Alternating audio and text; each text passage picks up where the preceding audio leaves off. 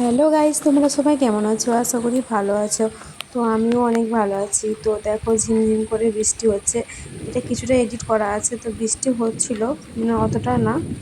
তো ঝিমঝিম করে বৃষ্টি হতে আছে, একবার হচ্ছে একবার হচ্ছে না।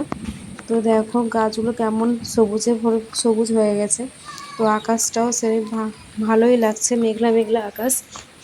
তো তোমাদের সাথে আজকে ভালো জিনিস একটা শেয়ার করব, ওই জন্যই ভিডিওটা করেছি।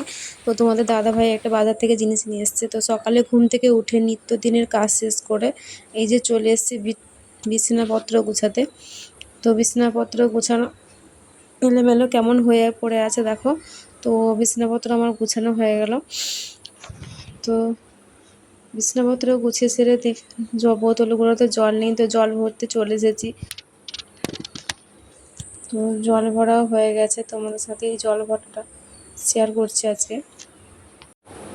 তো স্নান টান করে চলে এসেছি পুজো করতে। আজ মানে বৃহস্পতিবার দিনই ভিডিওটা করা হয়েছিল।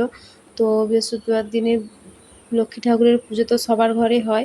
তো লক্ষ্মী ঠাকুরের পুজো টুজো করে এই যে দেখো, তারপরে তোমাদের দাদাভাই গেছিলো বাজারে। তো বাজার থেকে বাজার করে নিয়ে এসছে। তো আমার বাজারপত্র গোছানো হয়ে গেছে। এই যে কাঁকড়া, এই কাঁকড়ার আজকে ঝোল বানাবো। তো তোমাদের সাথে ভাবলাম শেয়ারও করি ভিডিওটা। কাঁকড়াগুলো বেশি বড়ও না, বেশি ছোটও না। তো কাঁকড়াগুলো খেতে খুবই দারুণ, মানে ভালোই হয়েছিল। মানে কাঁকড়াগুলো ফোসা নেই, ঘিলু ভর্তি ছিল। তো ওই জন্যই ভালো লাগছিলো কাঁকড়াগুলো খেতে। তো দেখো কাঁকড়াগুলো আমার ছাড়ানো হয়ে গেছে। কিছুটা ছাড়িয়েছি, কিছুটা রেখে দিয়েছি পরের দিন খাওয়া হবে বলে।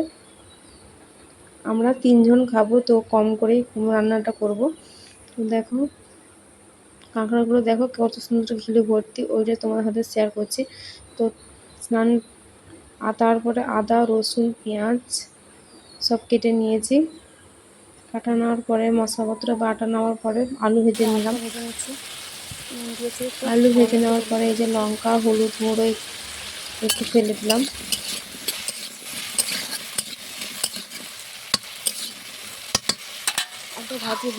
আশা করি আমার ভিডিও তোমাদের একটু হলেও ভালো লাগছে। তো প্লিজ লাইক সাবস্ক্রাইব করে দিবে, পাশে থাকবে।